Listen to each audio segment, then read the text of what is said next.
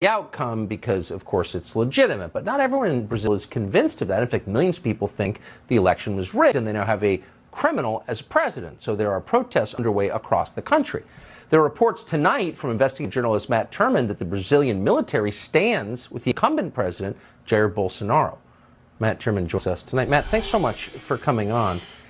I know it's a complicated situation, but you follow this as closely as any English speaker. How would you summarize it?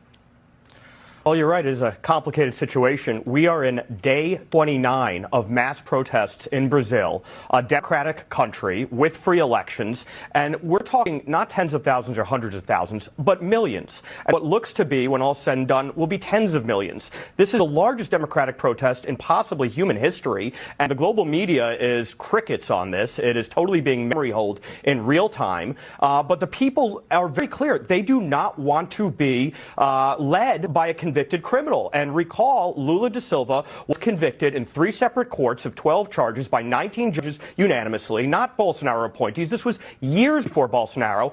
And his judicial appointees in the Supreme Court had freed him in the last 2 years just so he could run in this race. And they annulled and vacated his multiple sentences, 12-year sentence, 580 days he served. They let him out to run. And Brazil has a law in the books that says no convicted felon can be an elected office. And they vacated that. They absolutely put him on the chessboard so they could attempt to control the outcome. And now the people in mass are crying foul. Even in the districts where he supposedly has a stronghold, say the Amazon with indigenous peoples, they're marching on Brasilia. Every city in the country is filled with protesters. And now the question is, what is to be done when you have a judiciary that is not comprised of judges in the classical sense, impartial, nonpartisan judges, but political appointees and partisans who are working to skew an electoral outcome. And so the military has a special role in the Brazilian Constitution, Article 142, that says they are the ones to adjudicate separation of power disputes. And it looks like this will be coming to a head.